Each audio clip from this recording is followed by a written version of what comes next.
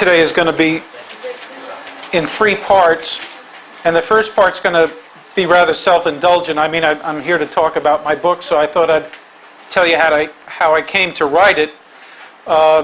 And it probably is important to say at the outset that I didn't come to Hayek as I think most people in this room would have come to him, as either a conservative or a libertarian, but as somebody who was interested in the history of economic thought. That was the area that I did my PhD studies in economics. And I just found that actually the area within economic thought that I was first interested in was economic methodology. And it didn't have really anything to do with Hayek and the Austrians. And you might not know what economic methodology is, but I'll tell you some of that during my talk too. Okay? So how I came from this very different place to becoming a student of Hayek's, and as Steve said, I mean, I'm now the general editor of Hayek's collected works. I'll be working on Hayek until my dotage. I mean, if that hasn't arrived yet. So it's someone whom I've been fascinated with for over 20 years. So that transition. And one of the things I'd like to emphasize is, you know, in telling this story about how I got there, I mean, many of you are young, you may be going into academia, so it's nice sometimes to hear stories. If you take a look at Roger Garrison's book, Time and Money, the beginning of that, he tells a similar story. And I think these sorts of stories kind of show at least ways that you can get into it. And also, by the way, realizing I was coming to speak at the fourth session or the fifth session of the day, this is a time when you could use storytelling rather than having a lot of heavy duty stuff. So I'll be telling some stories today.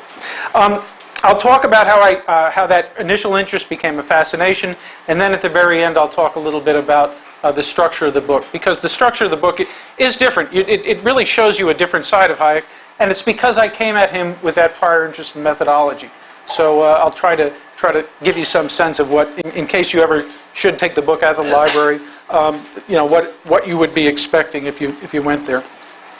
Okay, so back to my early days in graduate school. The first few weeks of graduate school, I really loved economics as an undergraduate. Went to grad school, and they don't do this anymore in graduate schools in economics, but as first month or so in micro theory, we had a section called economic methodology. And economic methodology was supposed to tell you what it means to be scientific. You know, how do you do economics scientifically? Economics, after all, is very much of a science, so economic methodology tells us exactly what that means. Now, I thought, fair enough, this sounds pretty interesting. There were two big-name economists, Paul Samuelson and Milton Friedman, and each of them had written a significant piece about economic methodology. Now, it turns out that these big-name economists disagreed with each other. And in addition to disagreeing with each other, when I read what they said, I thought both of them were saying ridiculous, absurd things. Okay? So these are two big-name economists. I've decided I'm going to be an economist. I've entered grad school, and we start right off with these two big-name economist readings. So, I mean, what sorts of things were they saying? Friedman's position was, the realism of a theory's assumptions don't matter. All that matters is predictive adequacy, how well the theory predicts. If you get two theories that predict equally well, choose the simpler one. That's all you need to know about economics. This is how you do economics scientifically. This is what Friedman said. Paul Samuelson, and by the way, you won't remember this because of your age, but it used to be in Newsweek that alternate between Milton Friedman and Paul Samuelson giving analyses of recent news stories, and they'd always give, one would be basically a social democratic view, the other would be the Chicago view, going back and forth. So these were big-name economists, not just to me, but to anybody at the time. Paul Samuelson says, scientists never explain, and he put scare quotes around the word explain, like this was a kind of a suspect word in the first place. Scientists never explain any behavior by theory or any other hook. It's a direct quote. All they do is describe behavior. Now, this made no sense to me. And of course, as is true with most of my graduate education, instead of trying to make sense of it, they just moved on to the next subject. We never had anything more about it. We read this stuff, and they just left us there. And I thought, well, what's going on here? Two big-name economists saying things didn't make sense. What should I do? Well, it turns out I became hooked on this. It became an interesting topic to me. And I ended up having a dissertation advisor who had written a dissertation on the economist named Vilfredo Pareto, an Italian economist, and he talked about how Pareto was one of the first to introduce positivist philosophy of science into economics. So he said, well, you're interested in these questions. You know, for my dissertation, what I did, says Vince to me, was review philosophy of science and then look at the stuff that Pareto had to say. Why don't you, philosophy of science has changed in the last 30 years. Why don't you review it and take a look at some of these methodological debates that you heard about in your early micro course? It's a great idea. So the importance of having a good dissertation advisor. Okay, this is something to, just don't take whoever comes along the pike. Try to get the good ones who have good ideas. So this is exactly what I did. My dissertation was called Beyond Positivism. I call it that because what I did was to review 20th century philosophy of science, which you can categorize as starting with the Vienna Circle and logical positivism. If these words don't mean anything to you, don't worry. Then logical empiricism, then Karl Popper and falsificationism, and then people like Thomas Kuhn and Imre Lakatos and P.K. Feyerabend. Okay, names may not mean anything, but this is the development of 20th century philosophy of science. And then use this to see how that knowledge of that literature would help me assess the arguments that were being made, because that's what the professors failed to provide. It was a means of assessing the arguments that people were making, and philosophy of science seemed to be a ready-made literature to be able to do that. And so I analyzed a bunch of debates. Now, what I found was pretty bizarre. First of all, economists had borrowed sometimes from this philosophical literature, the philosophy of science. But their borrowing had been really haphazard when they used it at all. And often in their haphazard borrowing, they got it wrong. Okay, they weren't philosophers, they were economists. They read a little philosophy, they say, we'll apply it this way. And they had misapplied it. Now, secondly, the philosophy of science that they had borrowed from was principally written with the physical sciences, not the social sciences, in mind. It was some variant of positivism, that word that springs up again. And finally, the economists had pretty much missed the fact that positivism had by and large been discredited within the philosophy of science. By 1970 and onwards, the swan song for positivism was one of the afterwards in a famous philosophy of science textbook. It was viewed as a discredited view. So in a nutshell, my finding was that economists, in talking about what it meant to be a science, were borrowing badly from a defunct philosophical position. Now that's a pretty strong and bizarre conclusion. On the one hand, this was wonderful because it gave me plenty of things to write about. But on the other hand, it brought me no closer to understanding why economics looked the way it did. And I may as well put all my cards on the table. I loved economics as an undergraduate. I thought it was one of the most powerful tools in the world for understanding social behavior. When I got to grad school, it was like we were doing a totally different thing. And I wanted to find out why grad school economics was so much different from what I had gotten as an undergraduate. I thought wrongly that understanding this methodological literature, that there was some sort of profound philosophical basis to this. In fact, there wasn't. I mean, anything that economists had to say about why they were doing things the way they were had no tie to anything. It was not connected to that literature, not justified. At that point, so I was happy to have lots of things to write about, but unhappy in terms of my actual intellectual quest to figure out what was going on in economics. At that point, I started to turn towards alternative literatures. There's lots of alternative groups within economics. Institutionalists, post-Keynesians, Austrians, Marxists. All of them took issue with the way mainstream economics was taught, how it was studied, how it approached problems, and they were much more conscious about their methodological presuppositions. So I thought maybe if I understood those groups better and then compare and contrast with the mainstream, this might shed some light. This is how I started to get involved with the Austrians. And I really wish I had brought the T-shirt that I had dug out of a drawer, because I've got the University of Boulder, Colorado, 1979 Austrian seminar, something just like this that I attended that really tripped my trigger. It was a 2-week program in Boulder, Colorado. I mean, this is nice here, but Boulder's nicer. Okay, Boulder's really nice. And who were the teachers?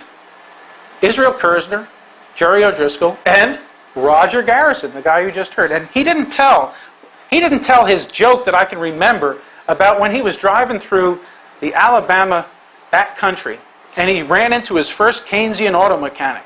And the story he told was, his car kind of breaks down, and he finally gets a mechanic to come down the road, and they open up the hood, and Roger says, can you get it to run again? And the Keynesian auto mechanic said, well, the real question is, how did it ever run in the first place? I always loved that one. But anyway, that was the kind of experience it was. This got me going in a direction of studying the Austrians. It wasn't actually Hayek that got me involved at first with the Austrians. It was Ludwig von Mises, because he, of course, those first 7 chapters of Human Action are all about methodology. It was a methodology that, if you come to it from having studied positivist philosophy of science, is diametrically opposed. Remember, von Mises is saying that you deduce the theorems of economics from a set of axioms of human action. These axioms are known a priori to be true. They're apodictically certain. And if the verbal chain of logic from axioms to conclusions is correct, the conclusions follow with apodictic certainty as well. Axioms can't be tested, but they do make meaningful statements about reality. Now, all of these claims, which is part and parcel of those first 7 chapters, are at variance with various ideas that you get in 20th century mainstream philosophy of science, or positivist philosophy of science, before the 1970s, when positivism had been discredited. The analytic synthetic distinction in terms of what sentences are. If they're analytic, they're either tautologies or false. There's two categories there. Synthetic make claims about the world, but you can't have, as Mises was saying, a priori statements that at the same time make statements about states of the world. Okay, this was just ruled out as a category. This would be ruled out as a category error. So clearly, these are 2 very, very different positions. Karl Popper falsificationism. I know there's a person in this audience who disagrees with this, but Karl Popper's views on how the essential part of science is trying to test and refute theories seem to be quite different from Mises's claim that if you look at the axioms of human action, they're untestable, and it makes no sense to test them. So it seemed to be that there were interesting contradictions there, and I wanted to learn more about it. I went to NYU, was at the Austrian program at NYU for a year. Larry White was an assistant professor there at the time. Rizzo, Kirzner, O'Driscoll were all on faculty. Fascinating time. Ludwig Lachmann, another name you may know, would come there every spring term. So it's just rich experience after rich experience. And it was at that point that I started to get seriously interested in the Hayek. Now, I'd like to shift gears. I got to the second point now. Why did this initial interest become a fascination? Well, I'm an historian of thought, and at the very beginning, there were certain practical matters why Hayek looked like he might be an interesting research topic. He lived a long time. Okay, born in 1899, dies in 1992. And by the way, some of these things, are there any people here who are interested in history of ideas? As a potential, oh, lovely. Well, okay, just go along. Think about these things. Okay, these are very pragmatic concerns. Lives a long time, has a huge archives at the Hoover Institution, over 130 boxes at this point. Controversial. Lots of people interested in him. Because he's controversial, a lot of people write crap about him. They write really bad things. They misinterpret him. People that are both pro-Hayek or anti-Hayek. And as an academic, when you find bad things, you write responses to it. This is something you can do. And I hate to say this, but he was almost dead. Okay? And once somebody dies, their work is finished, and then you can start, you can actually start doing the work on it. All very pragmatic. Is there another economist who needs a biographer, who's recently dead, who's famous? Milton Friedman. Okay? We need his biographer. Let me tell you, one of the missions you've all seen the Blues Brothers. I'm on a mission from God too. Okay? My mission from God is trying to promote the history of economic thought. We don't want it in the hands of people like Naomi Klein This is the way a lot of people are learning about Milton Friedman, frankly. Okay, and she gets written up in the New Yorker. Bruce Caldwell doesn't get written up in the New Yorker for his work on Hayek. Naomi Klein is going to get written up. This is how people are learning. And Naomi Klein, if you don't know the name, is the author of the Shock Doctrine, which basically says that he was behind Pinochet and all sorts of things, all sorts of terrible things that happen in the world. We're all part and parcel of the grand plan of the Chicago School economists. Okay, their plan to take over the world. So I mean, it's not quite as bad as that, but in other ways, it's even worse. So this is not the way that people should learn. So this was one reason why I was. These are some of the reasons I was initially interested, but in addition, I was interested in how economics got off whatever path it may have been on, why it turned out the way it did in the 20th century, and Hayek was custom made for that. Because, and again, if you look at your handout, I finally get to the handout part, it's on two sides, right? One side has Hayek's contribution, so yeah, this is something to take home with you if you ever thinking, geez, I wonder what Hayek I should read next. Yeah, you can pick your period, you figure out what you want to read there. But on the other side is the chronology. If you're interested in the 20th century in economics, Hayek's a great guy to study because he managed to always be in the right place at the right time. He starts out in Fantasy Siècle of Vienna, right? A period of enormous intellectual excitement in a whole variety of fields. But the Austrian School of Economics, of course, the one that we're interested in, was founded there. He studies under von Wieser.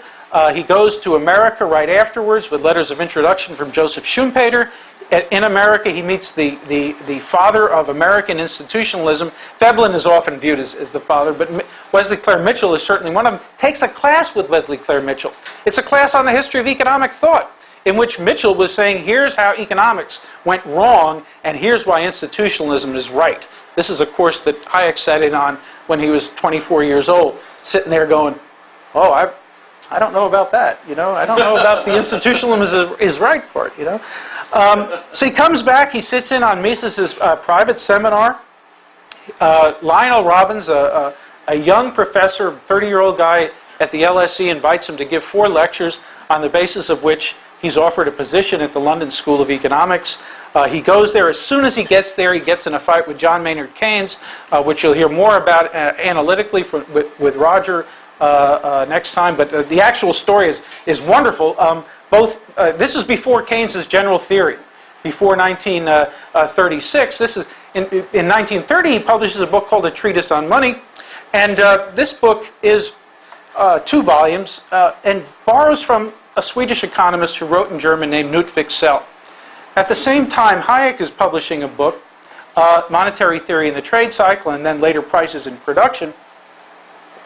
Also draws on the work of Knut Wicksell.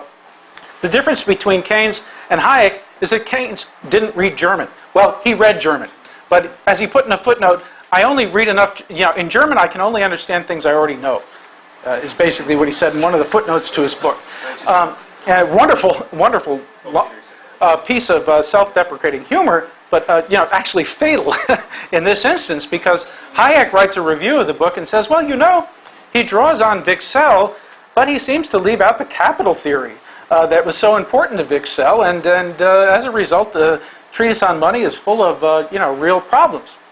This is supposed to be a 2-part review. So this young Austrian guy shows up and writes the first half of a review that basically says that Keynes should have read more German if he's going to use this guy's framework. Before the second part of the review of Hayek's review of Keynes comes out, Keynes comes back with a defense in which he starts attacking Hayek's book, which was unprecedented. Instead of defending his own, he says, well, yeah, but this guy's book is really bad. So this was the battle that took place. I'm getting so excited I need some water. Excuse me. Okay, so he engages with Keynes, but he's not the only one. He's probably the most famous, but throughout the 30s, Hayek is debating with people on capital theory, Frank Knight, an American economist. There's the socialist calculation debate that, I don't know exactly how many of these things you've dealt with already in detail, but that took place in the 1930s with Oscar Lange and a host of other economists. So all of these famous economists he's engaging with. As the war begins, he writes The Road to Serfdom. Immediately after the war, he founds the Mont Pelerin Society. And this brings together, again, a whole group of economists. He then finally moves to the University of Chicago in 1950. He's there when the Chicago School of Economics starts to be formed. So throughout his career, he's interacting with people. He helped bring Karl Popper, by the way, to the LSE as well. Okay, so this side of it basically tells you some of the things that he did. So right place, right time. But unfortunately, at least from most people's perspective, Hayek always had the wrong ideas. Okay, this was in comparison to the rest of the profession. Okay, so let's see what I mean by that. Let's see if I've forgotten anything too. Okay, right. So way back in the 1920s, he's already arguing for a very limited role for econometrics in economics. Empirical studies would be the way he put it then.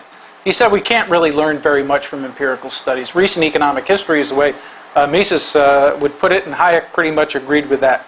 So he pretty much, and by the way, this was not an unusual standpoint at the time. John Maynard Keynes, for example, shared this particular view.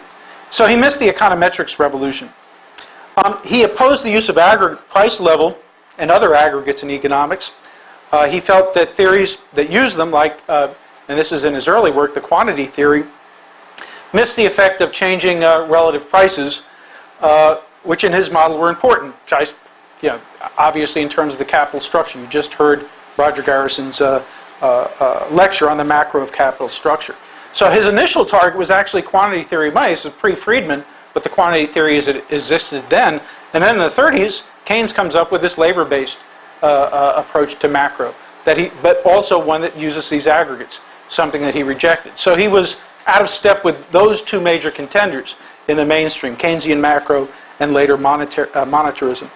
At a time when the disciplines were becoming more and more specialized, he was undertaking more integrative studies. One of his famous quotes that I love is that if you want to understand social phenomena, you have to understand economics, but it's not enough. If you only understand economics, it can be just as dangerous as knowing nothing. You need more.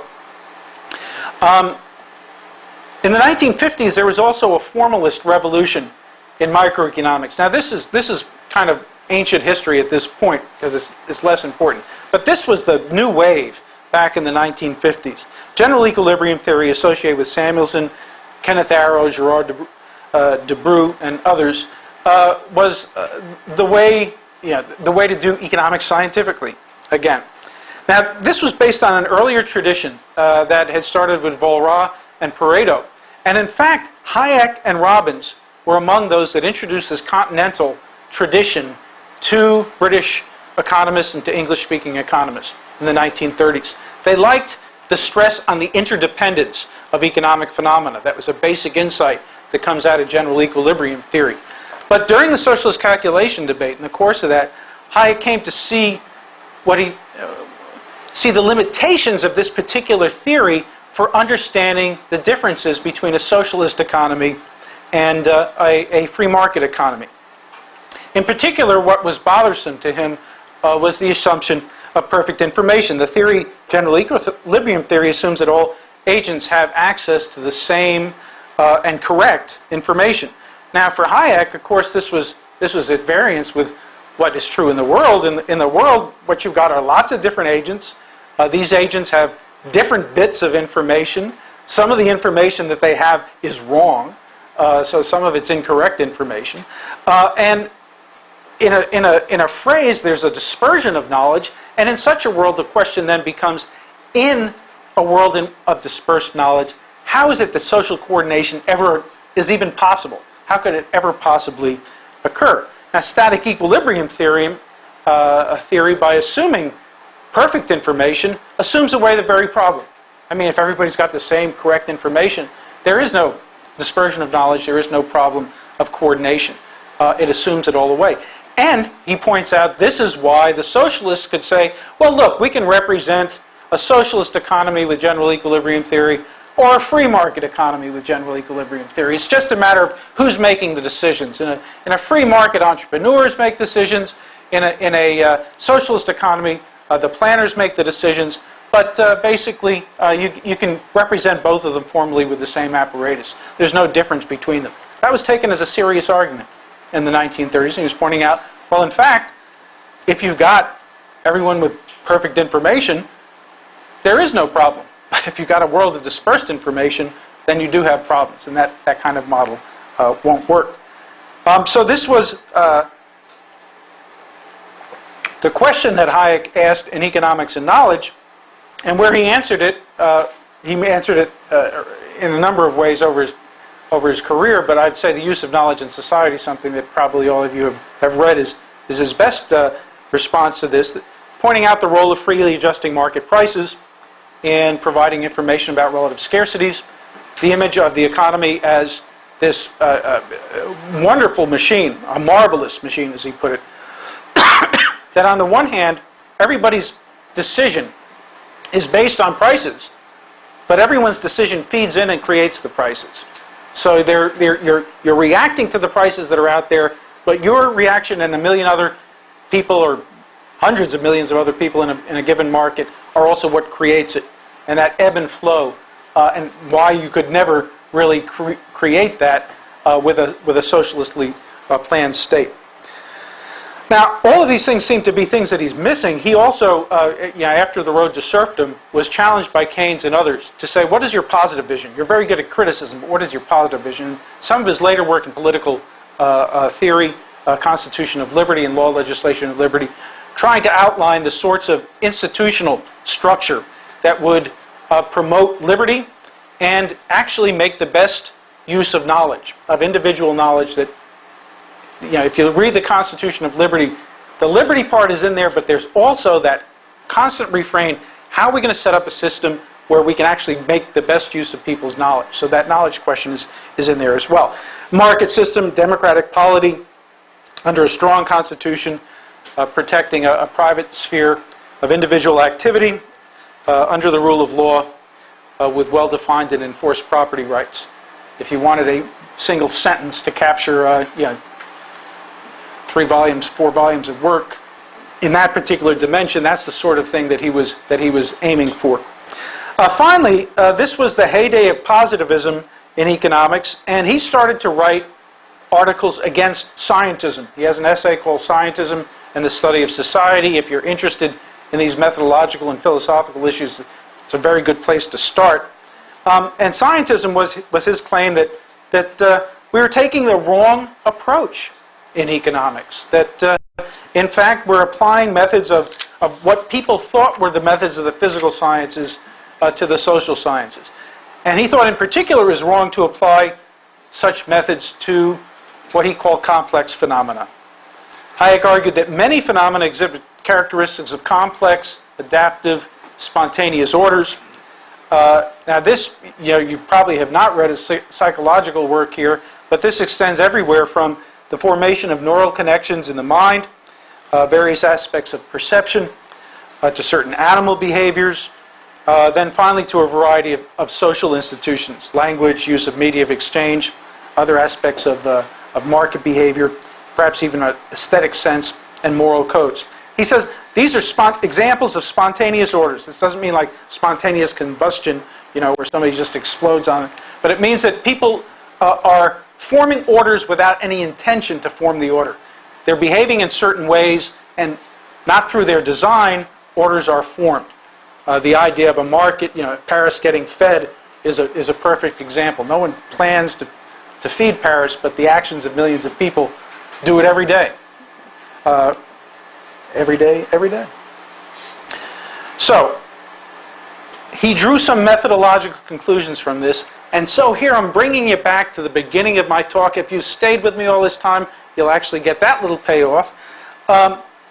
What he drew from this were some methodological conclusions about social phenomena. The first is we face severe limitations in our ability to predict when we confront complex phenomena. Often the best we can do is form pattern predictions, make pattern predictions, or provide explanations of the principle by which a pattern emerges. Excuse me. Now, by the way, I started with Friedman and Samuelson, and if you remember what I said about them, this directly opposes both of them. Okay?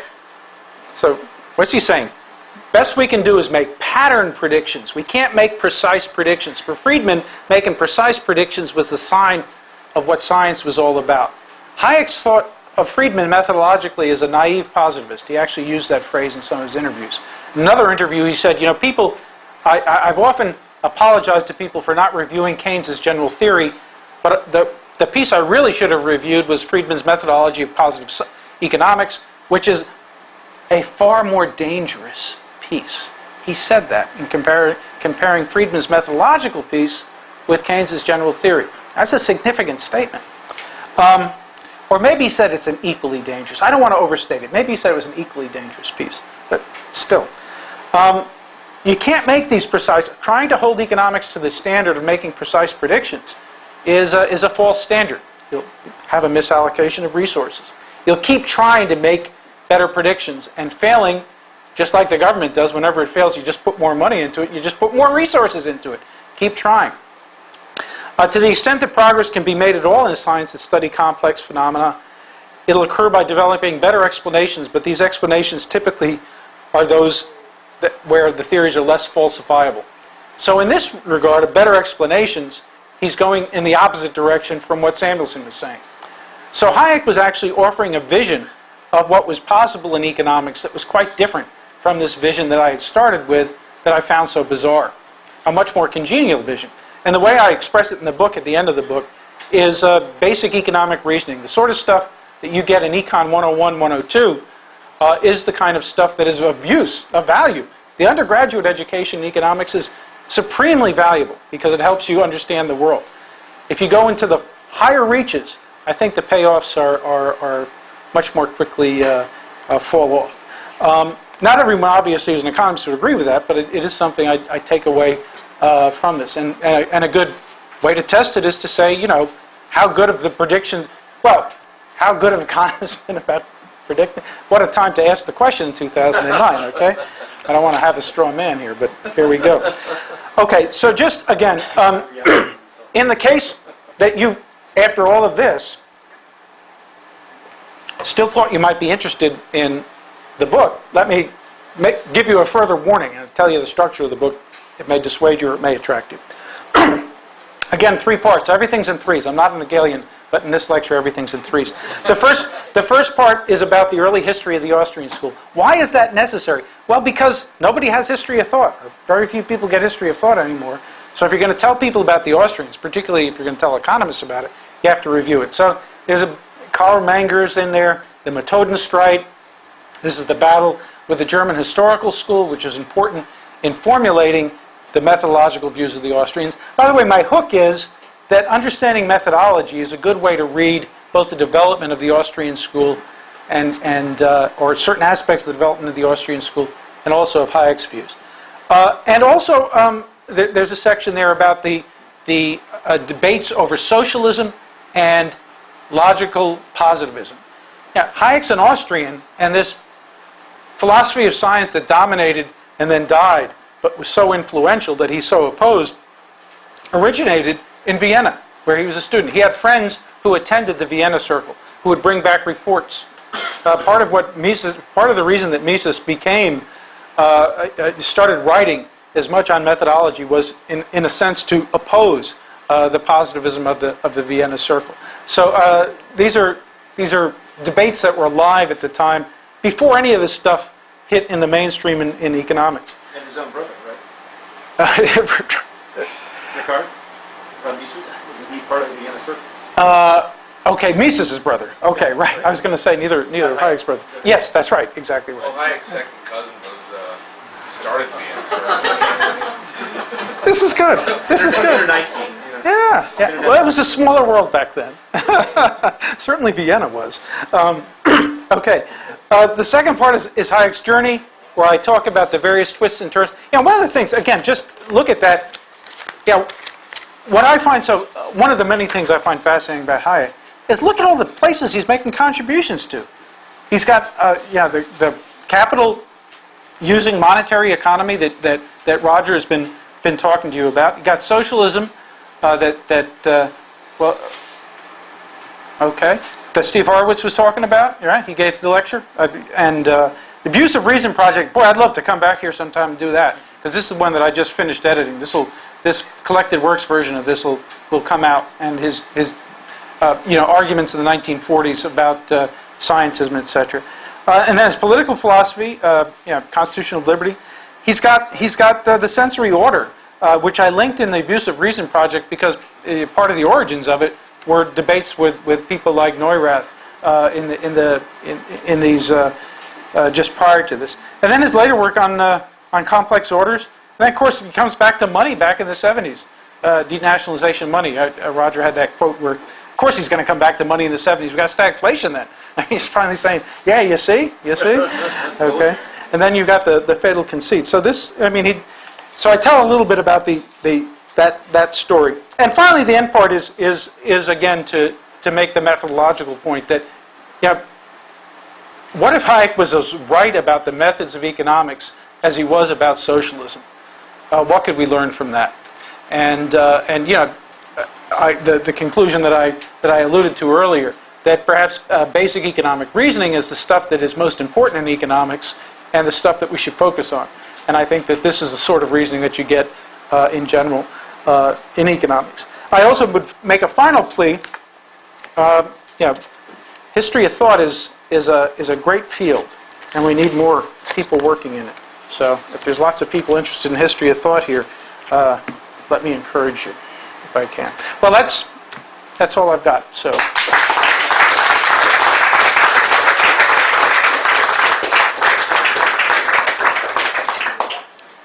Yes. How do you think the attack by Piero Sraffa on affected Hayek? Because his response seemed almost like he was kind of blindsided, like he didn't know. Okay. The question was, how did the attack by Piero Sraffa on Hayek affect him? And it seemed like he was almost blindsided. And I think that he took Sraffa's attack quite seriously. The person who's editing the collected works has two volumes coming out. One of them is going to have prices in production and monetary theory in the trade cycle. And then the other one will have a series of essays that took place during that time. And in his editor's introduction, he says that he thought that Hayek's response was weaker than it could have been, that he could have responded more strongly than he did, and he perhaps I think the reason why that would have happened is just as Keynes' response to the attacks on a treatise on money caused him to withdraw and then come back out with the general theory, Hayek decided, I think, and Larry White's here and he would be able to confirm the exact dates, but somewhere around 1930, late 32 or early 33, that you've got to get rid of the average period of production. You've got to make a lot of changes, and he struggled for 7 years trying to reformulate his framework. So it could be that he was saying, well, if I'm reformulating the framework anyway, I can do it in such a way where I can avoid some of these problems.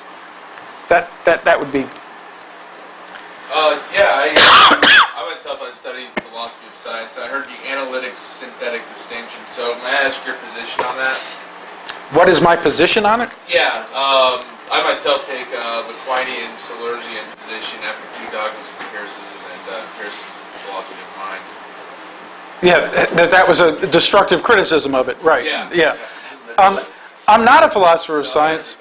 Yeah, I'm not a philosopher of science, so I don't have a position on it, actually. I am aware, obviously, of Quine's powerful 1950 critique, or whenever it was.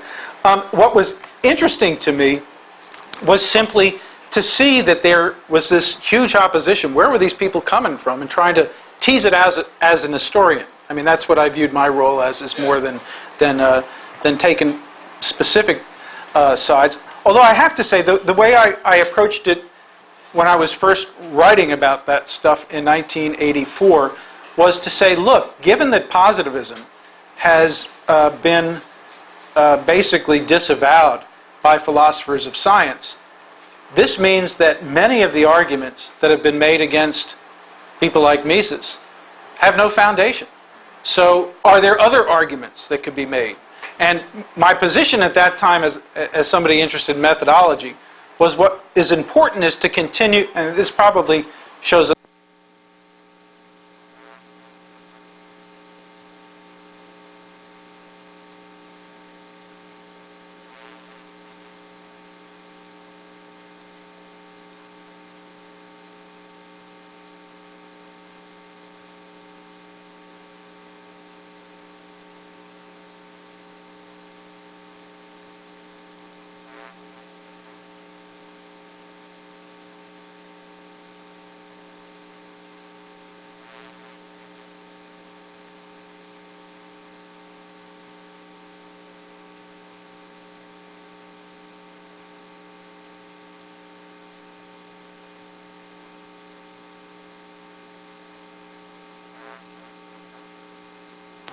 okay.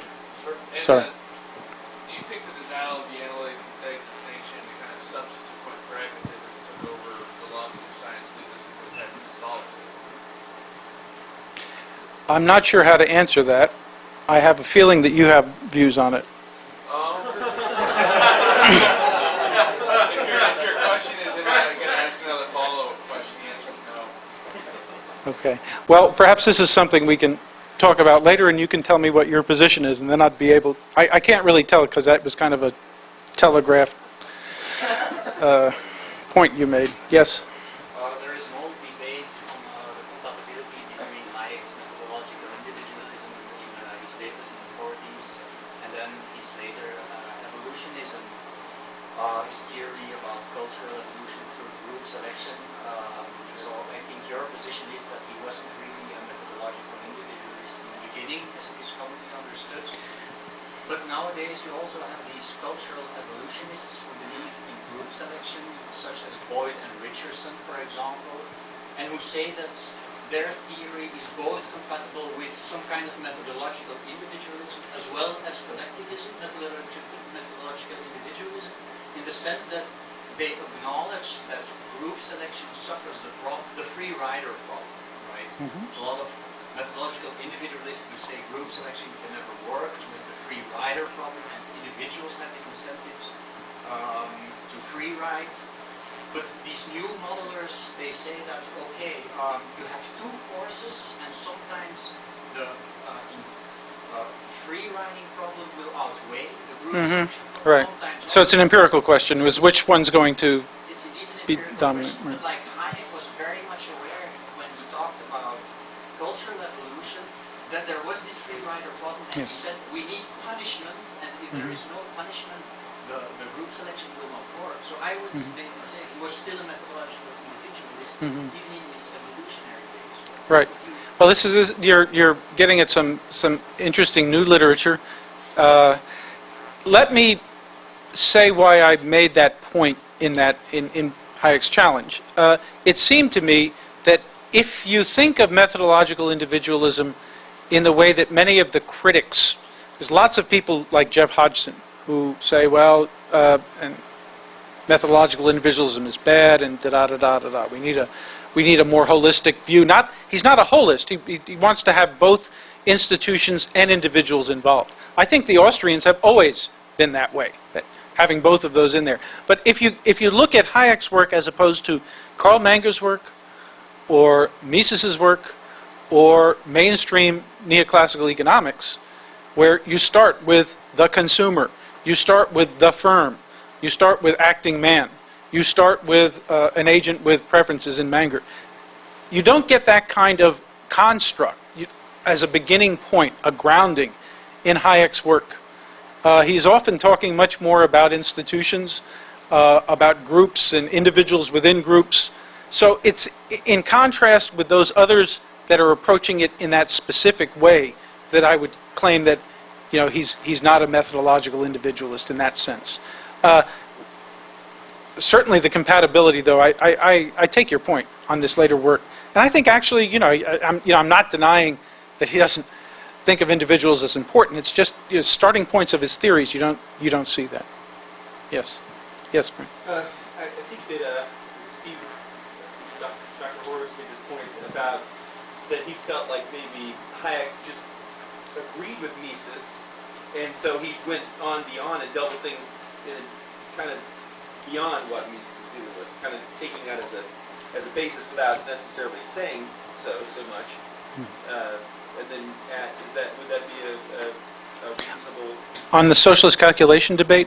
Well, even on methodology. I mean, okay. Basically he's dealing with a different type of problem. He's not dealing with the, how can you tell, the person has preferences and the about roundaboutness and things like that so much individually. He's been talking about it more institutionally and how to put this institution together where you're going to have groups working together with individuals in there. He just didn't deal with the individual part at that point. Okay, so it's a continuing questions on the methodological individualism part, saying perhaps he agreed with the foundations that Mises had already laid, and then just went from there. And I think there's nothing. I have no problem with that is a possibility.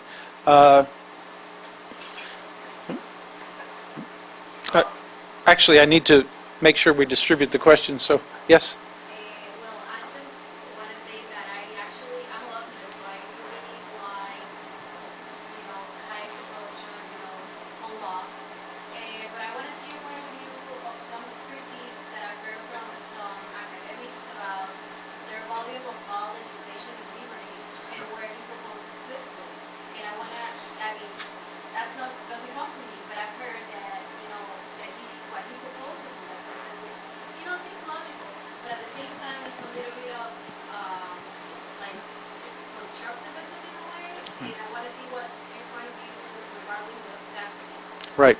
So the question is about, towards the end of his life, Hayek is constantly writing about spontaneous orders, and he gets to volume 3 of Law, Legislation, and Liberty, and he has a model constitution, which seems to be a construction, constructivist rationalism at its most extreme. So there's various sorts of responses to it. The one that I think I feel most comfortable with is if you're looking at Hayek's evolutionary thought, what he says is different proposals come up all the time. All different sorts of proposals, and most of them get shot down. They don't work. So on one level, you can say anyone's free to propose something.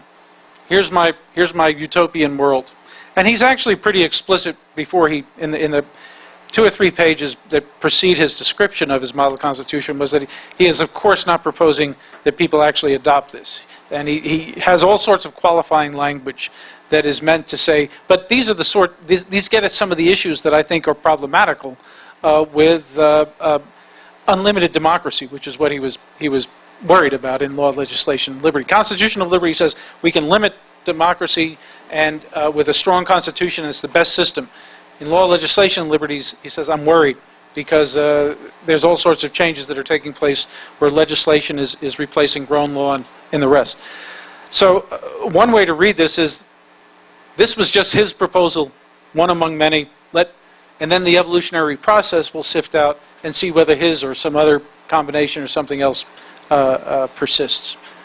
Yes, follow up. Yeah, just as a follow-up, I don't know if you're familiar with the project by Milton. It's actually based on the constitutional model that Hayek has on this. I didn't know that.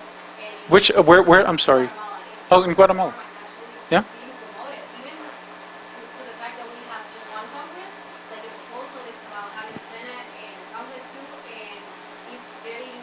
I mean, I don't think it's going to be politically viable, but Yes. it's still a really good way of getting the ideas out there. So I mean, I don't know. I just wanted to know. Right.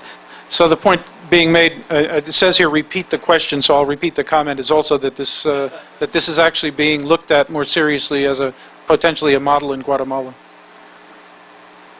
Yes. One little comment, one question. First of all, I read your book a while ago, and I loved it, so... Talk to everyone. And this one is, I was wondering if you could comment on the difference between Hayek's and Mises' view on how orders emerge, and if there is a substantial difference. And if so, which sort of is Well, the question is the difference between Mises and Hayek on how orders emerge. And I have to say, I don't know the answer to that. You know? Does anyone want to try? Steve? I'm not sure exactly what the question is. I think in Mises there is a pretty, what I think, clear notion of the idea of spontaneous order, at least the orders that emerge from human action and not human design.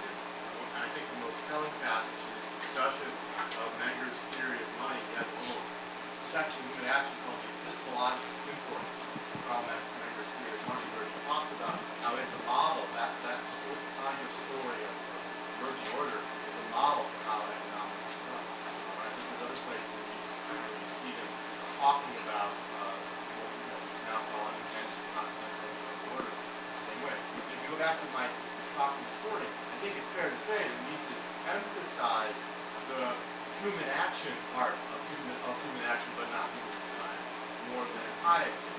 Hayek is more emphasizing the not a human design part of human action, but not human design. So I think but it's the same process, and they're just choosing, I think, to emphasize different sorts of things. We saw this morning there is an entrepreneur in Hayek's work, but it's not as prominent. It's buried. As it is in Mises, and Mises, they're emphasizing different elements of the same story. I don't know if that gets to the question. That's how I would. So Steve's answer was human action, the unintended consequences of human action, and Mises was the human action part, and Hayek was the unintended consequences part. As a matter of emphasis, would be the answer to that excellent question. Yeah, that's great, Steve. Thank you. In the back. I have a question concerning the use of reason. How did Hayek differentiate between social sciences and natural sciences? I know that goes back to Aristotle, but I'm wondering where he, how he exactly defines those two sciences in the field, and also just how does it lead to the century organism order?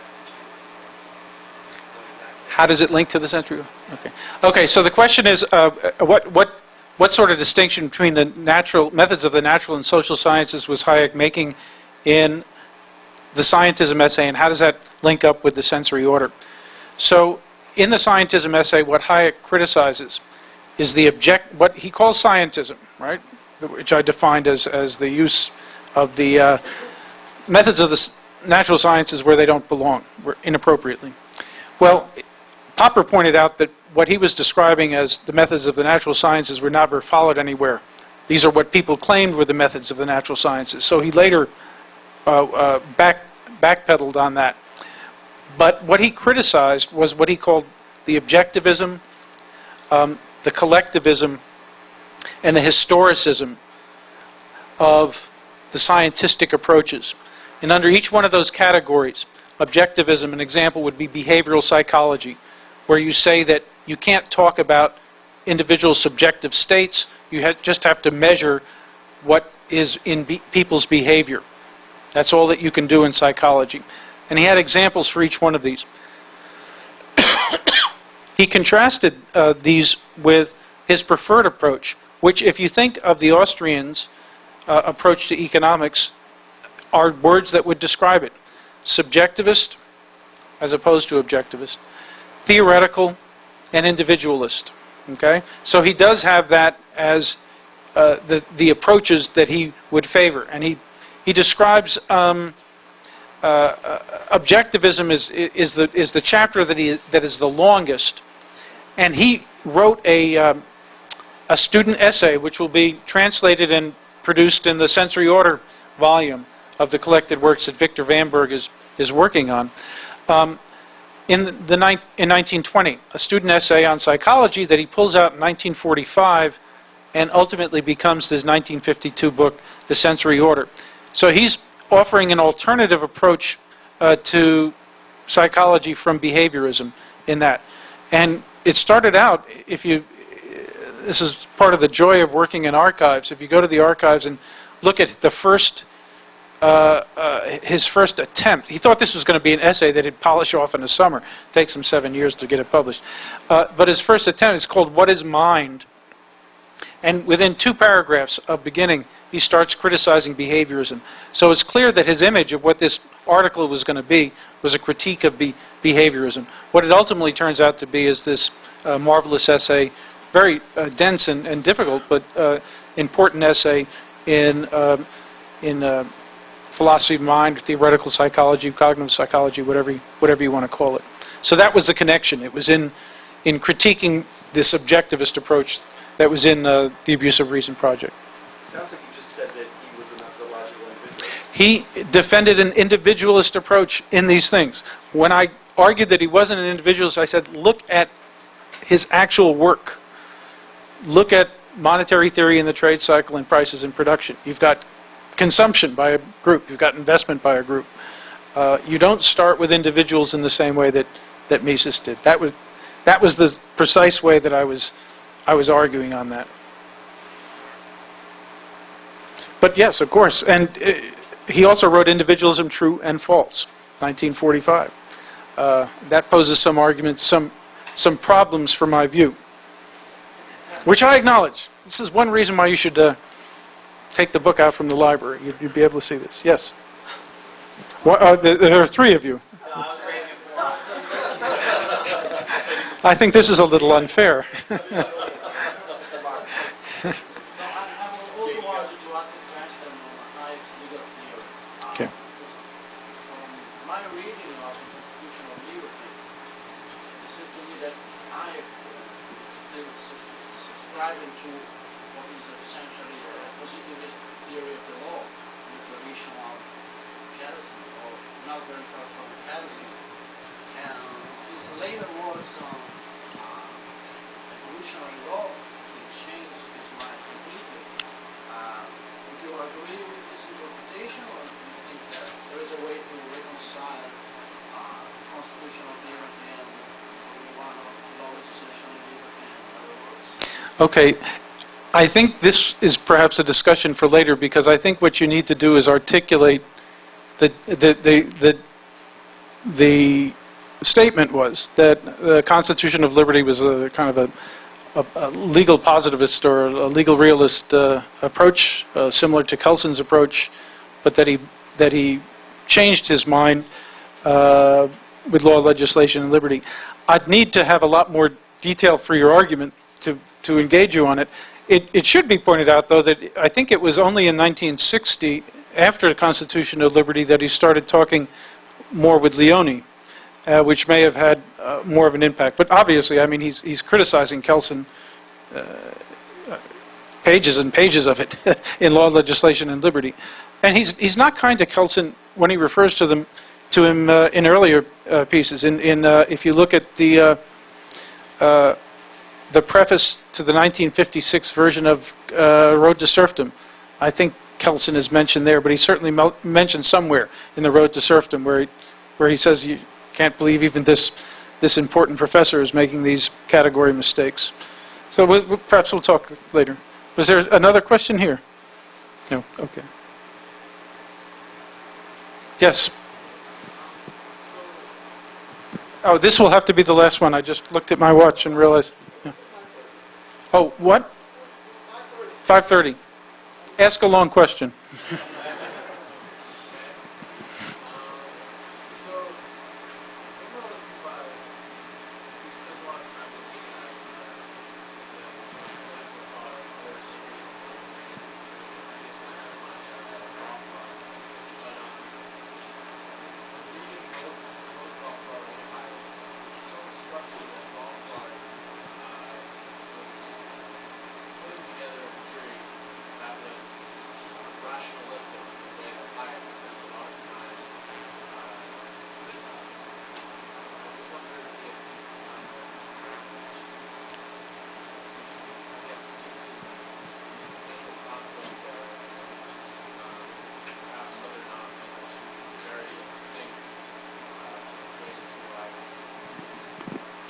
These are really great questions. The question was, think of the differences between, for example, Rothbard and Hayek and how they justify their political theory. And I think they are different. They do perhaps reach similar conclusions in some areas, perhaps not all areas, obviously. But I think, Hayek, if you look as far back as the Constitution of Liberty, and he repeats it in law, legislation, and liberty, he says, well, some people who have taken these positions have approached it from a natural law position or natural rights positions, and I'm not going to do that because and he usually has a kind of a throwaway line, it's too complicated, these words mean too many different things to different people, and kind of avoids dealing with it. But I think the key here is to look at Hayek's evolutionary theory. If you take his evolutionary theory seriously, he's saying that so much of what we are is just simply the stuff that survives in an evolutionary competitive environment. And if that's true, and you agree also with the stuff he has, his frequent invocation of Hume, how these things that our morals are not the result of reason, but they're the result of something else, some evolution through time. If that is a serious view, then to turn around and then try to ground your theory in some sort of other theory that's other than this evolutionary process, you get into a conundrum. So I think he took his evolutionary theory seriously. And he says there are certain moral beliefs that in combination with these other social institutions have allowed a vast increase in human wealth and liberty, and they can be gone too. There's nothing necessary about them, but we do know, and they've also created a huge increase in population, and if we get rid of the institutions, we can see a drastic drop in population. A lot of times by the end of his life, that was one of the criteria he was using, just to say, well, it's not so much that people love living under this system, it's that if you get rid of it, it's really going to be bad. So I think that would be how I'd go with that. Yeah? Yes? So then do you agree with John Gray's claim that he's indirect utilitarian in the Rothbard question, while Rothbard would be a natural rights utilitarian? Well, Hayek is certainly not a natural rights one, and the indirect utilitarianism is I think,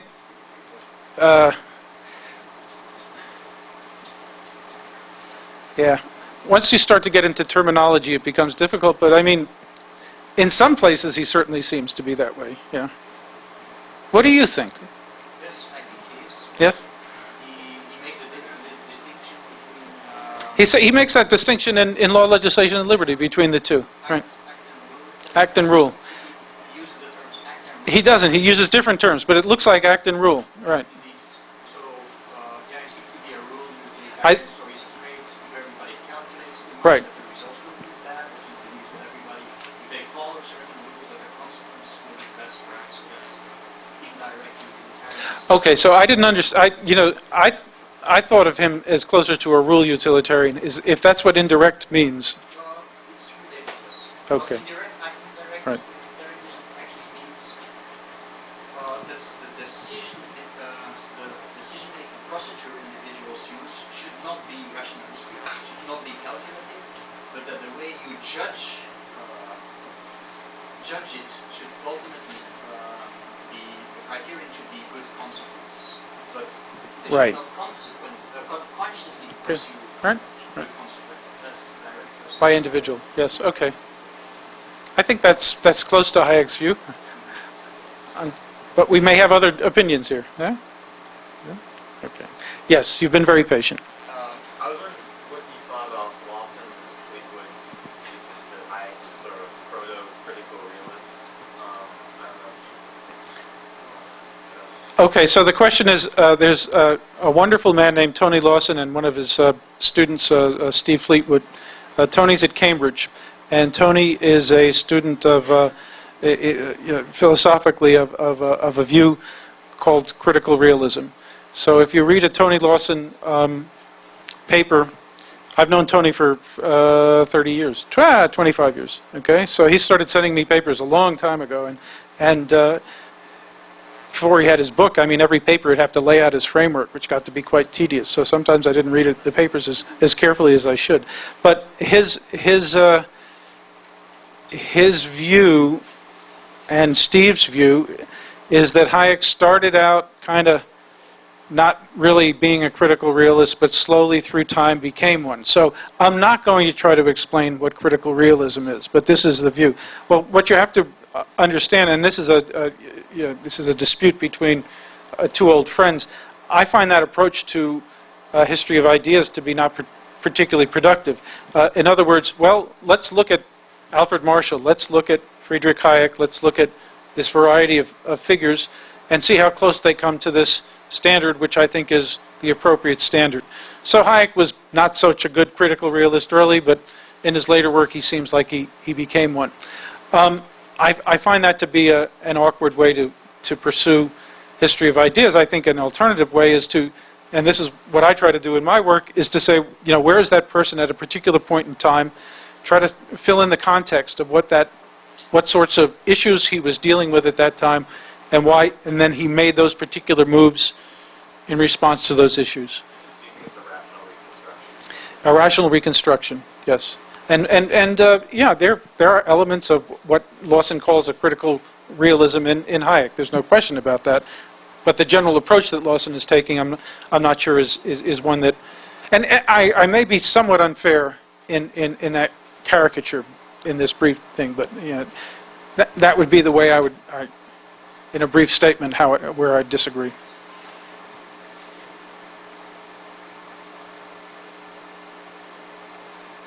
Steve? I wanted to ask you two questions, especially since you won't be here for the last half of the discussion on Friday. One of those is, what do you think the areas are now in Hayek studies and recent Austrian economics, I guess, where students should be pursuing, where there's really big questions that need to be pursued, and that would be good dissertation topics and good research topics. That's one question. The second question is, what kind of advice would you give students who want to go into the history of ideas, history of economics, other than, it's a dangerous world out there. What advice would you give them as they think about that as possible? Right. Well, remember my mission from God, that I've got this center. So I was at University of North Carolina, Greensboro for a long, long time.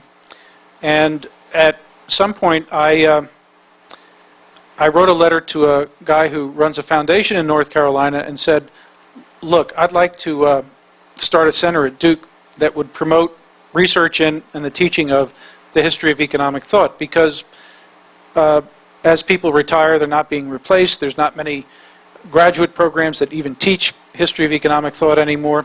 And this is the only place, not the only place, but a prime place where students actually learn the ideas associated with people in the Austrian tradition. It's probably the only place they'd learn about Adam Smith and really read any Smith, but also Karl Marx, Alfred Marshall, any of it.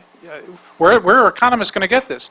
Economists there's a group called the Post-Autistic Economics group that comes out of France, and if there are people who are involved with the autism movement, some are offended by that name, but the idea is that economists increasingly are unable to talk to people outside their own discipline.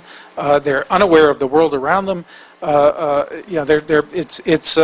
It's not a very flattering portrait, and certainly trying to reintroduce history of thought is something that I think could be a useful thing, particularly at the undergraduate level, but also at the graduate level. So what we're trying to do at the center is to revive the history of thought. This operates on many fronts, and I'll get to your first question as we get there. Duke is a great place for this because the major journal in the field, History of Political Economy, is published there. In addition to me, there's 4 other faculty members who are interested in the history of thought, who do the history of thought as research. There's an archives there with the papers of 8 Nobel Prize-winning economists. The Hayek papers in microfilm version are there. Vernon Smith's papers are there. Doug North's papers are there. and we're soon going to be getting some other prominent economists, Nobel Prize winning papers there. So there's archival work to be done.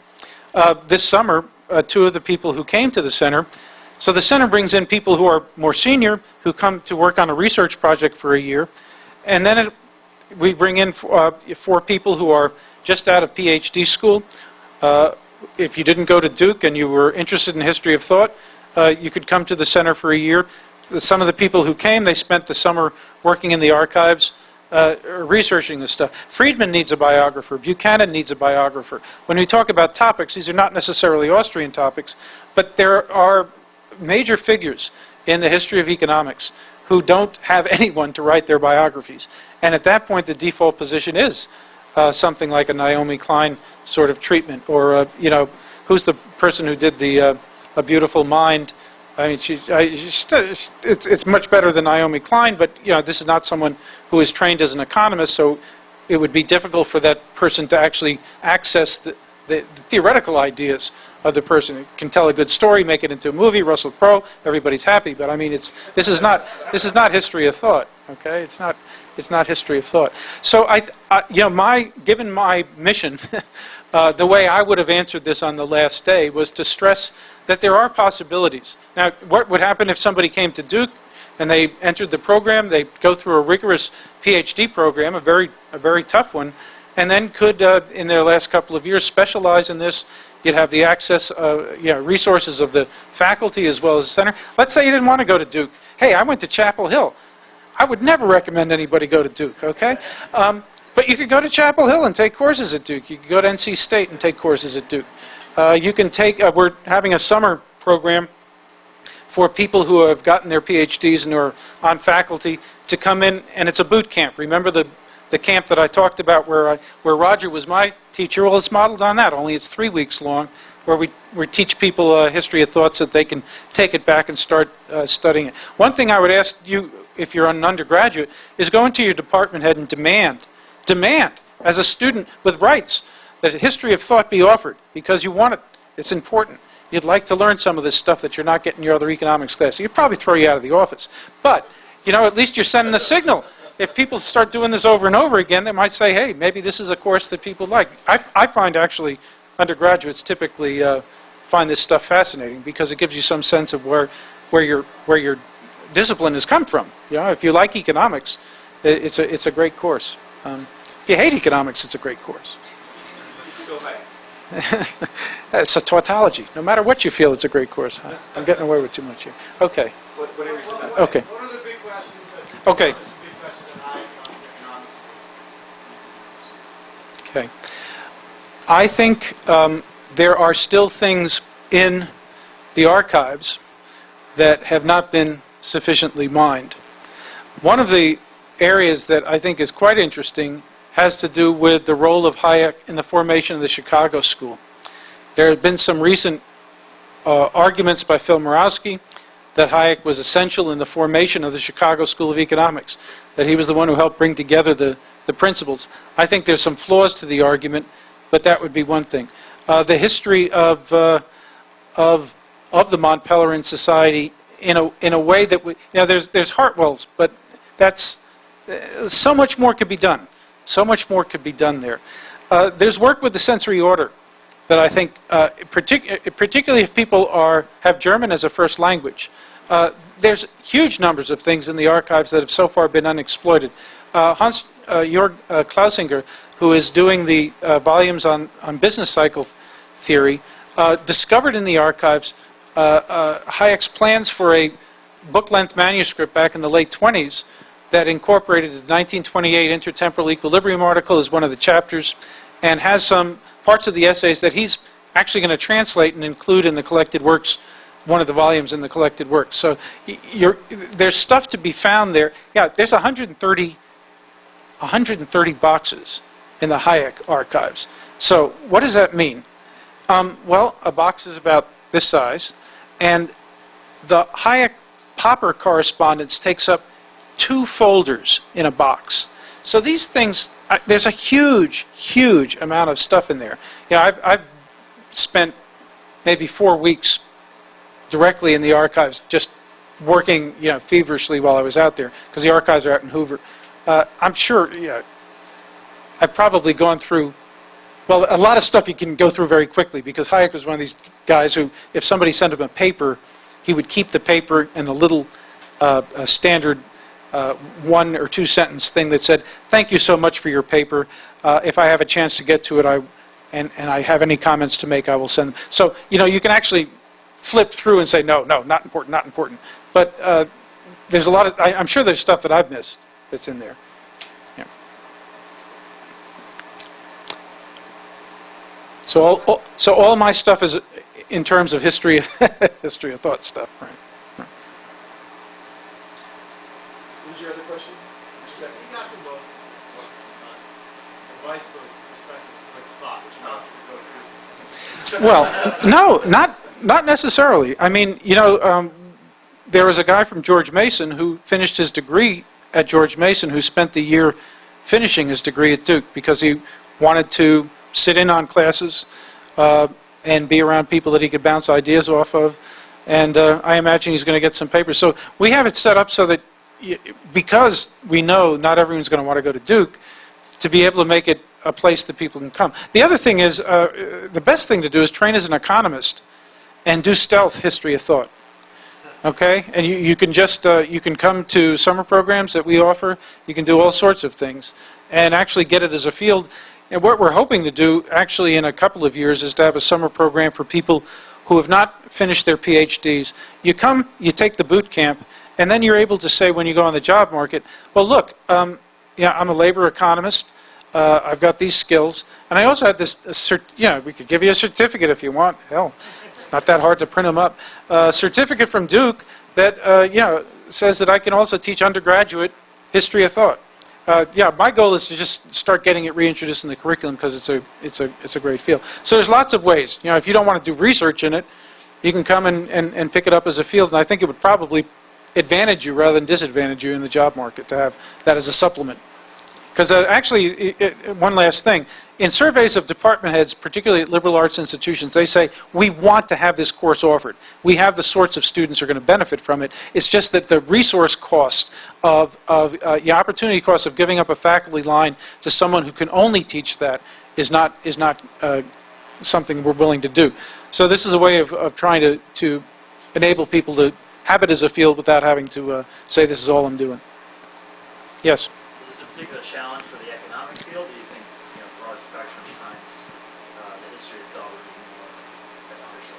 Well, yeah, my impression is that in political science, there's a political theory, which is actually political philosophy, as far as I can tell, is not in as bad shape as is history of thought and economics. So I think it is, in government or political science departments, it's still up.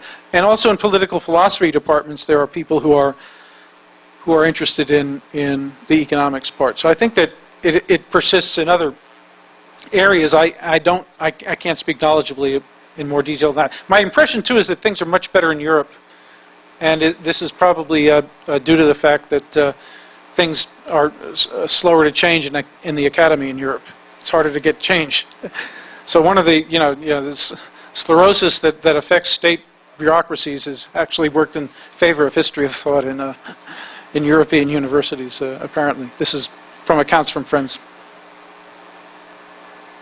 Yes. Yeah, it's a little bit of something, but you might comment on how much Hayek influenced Popper and vice versa.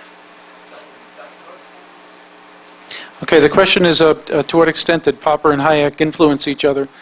And I would urge you to read my paper, Hayek and Popper, Who Influenced Whom?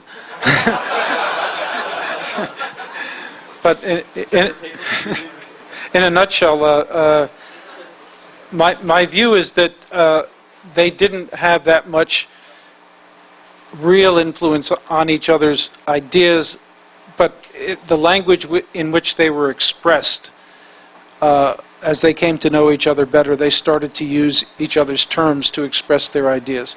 So I don't see one or the other causing a change in direction due to the influence of the other, but a change in terminology certainly there. The one thing that Hayek says that Popper did was, for example, to say, well, it's not the methods of the natural sciences, it's what these objectivists and historicists and collectivists claim are the methods of the natural sciences.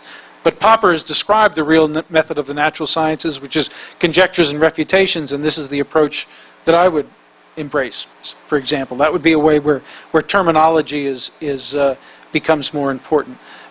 I actually think a case could be made that that Popper's move from strict falsifiability as a criterion of demarcation to critical rationalism, which is a much broader definition of how to criticize theories, may have been under the influence of Hayek's gentle reminding him, saying it over and over again, even in papers that are dedicated to Popper, that when you're dealing with complex phenomena, progress often means moving to theories that are less strictly falsifiable, but there's other ways to criticize them. So I think it could be that Popper moved somewhat in that direction because of Hayek, but both of them, of course, always praise the other as being very important to their thought, but then they usually have a footnote where they say, well, I was actually thinking this before I met Popper. I was thinking this before I met Hayek. So. Yes. Yes. Yes. I was wondering, while he was on the social thought, was he on there at the same time as Hannah Arendt? Right. And this is one of the frustrating things with Hayek, even with 130 boxes in the archives. The question was, and you could ask this question not only about Hannah Arendt and Hayek being on the Committee on Social Thought in Chicago, but Hayek and Lionel Robbins, who were close friends. They used to walk into each other's house and take books off the shelves, and they almost like they were living in the same house. Other people who were important, Strauss at Chicago. What was their relationship? And the thing with Hayek was he moved frequently. Unlike Keynes, you can actually trace a lot of these things because Keynes had Cambridge, London, and his summer home in Tilton. Three places that he ever went. Hayek, each time he moved, he would have to throw things away. So he actually answered a letter at one point asking about some relationship and saying, I had stuff, but I was just relentless. I had to be relentless in tossing stuff out. When you move from London to Chicago, when you move from Chicago to Freiburg, you went from Freiburg to Strasbourg, and then back to Freiburg. So stuff was lost. So absent any kind of correspondence, it's very hard to answer that question. Who knows? He does do interviews late in life, but these are always suspect because there's one of my favorite papers by me is one where I went through and looked at his response to his relationship with Keynes spread over about 25 years, and he would use the same language, the exact same phrasing. And after 25 years, you're asked a story, and you don't remember what happened. You remember the story the last time you tell it. Well, we all do this. There's probably a tape of my Hayek lecture that I just gave in Phi somewhere, where there'll be passages that'll be the same because if you figure out a way to express an idea, you want to use it over again. So it's not unique to Hayek, but that then makes interviews a little, unless you have other confirming information, a less reliable source for information. Yes. Okay, one final question. Yes. Doesn't very often quote Mises, but these ideas are often very similar. Would you have an idea why? Why didn't Hayek quote Mises more? And so I'll end with an observation made by Bill Bartley. Bill Bartley was the first general editor of the Hayek collected works. He was also supposed to be Hayek's biographer and Karl Popper's biographer. Bartley was a student, research assistant under Karl Popper. And he said, Hayek and Popper. Popper wasn't very kind to his successors, his students, and Hayek was insufficiently kind to his predecessors, saying that Hayek often failed to acknowledge ideas that may have been due to others. I would think if you take a look at Counter-Revolution of Science, for example, Max Weber is, in some passages, all over the place. Never mentioned. Strange. It's just strange. Perhaps he thought it was common knowledge, but perhaps partly was right, too. So, thank you very much.